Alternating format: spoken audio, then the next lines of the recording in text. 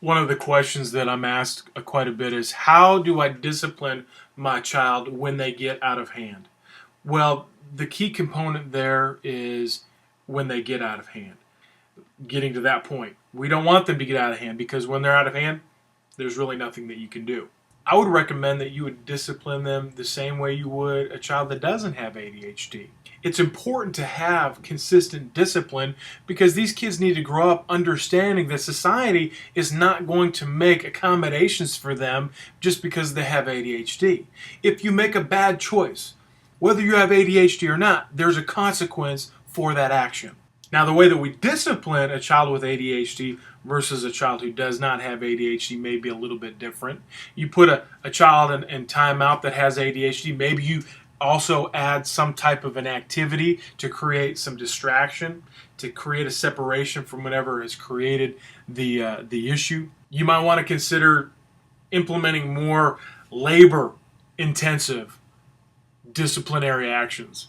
You do this and then you're going to have to clean this, or if you do this, you're going to have to do some push-ups or some jumping jacks, or you're going to have to run a lap around the neighborhood. The positive thing about those physical punishments is that it blows off some steam, it gives the child some exercise, and it also has more of a physical element there. And kids that have ADHD like to be in motion. They like to be doing things. If a child is overstimulated and they're around a bunch of other kids, a punishment that may not seem like a punishment is taking that child away from all of those kids, putting them in a room by themselves and giving them a bucket of Legos and allowing them to build and create and just have some quiet time. When my 6-year-old daughter is out of control, when we've missed the opportunity to diffuse the situation and she's beyond rational thinking, there's nothing that we can do.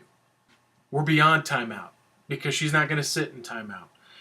Spanking isn't going to work. She's not even going to feel it. It's going to have little to no effect at all.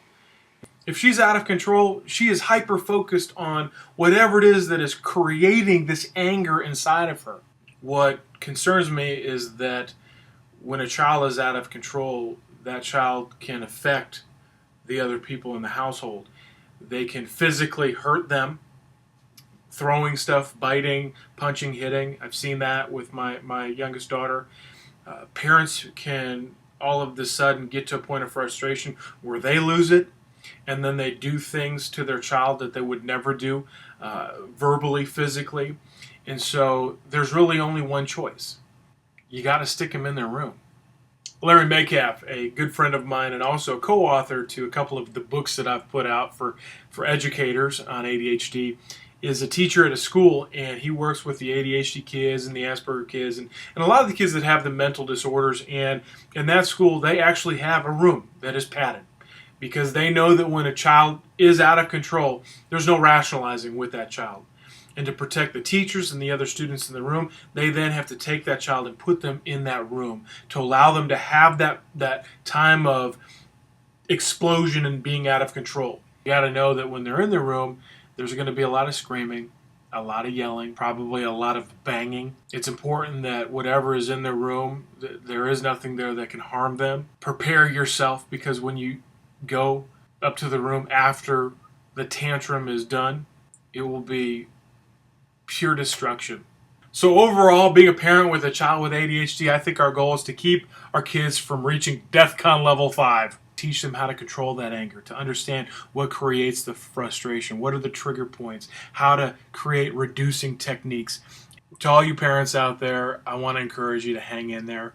What you're dealing with is a tremendous struggle, but your child needs you, and they need you to be encouraging, but they also need you to be consistent with the discipline. They need you to create those rigorous routines, and they also need you to make sure that you take care of you. Because if you've got nothing to share with them, nothing to give to them, if you don't have the patience to work with them, they're not going to succeed. I want to encourage you to do what you need to do in order to stay positive, and by all means, keep moving forward. This is Ben Glenn. God bless.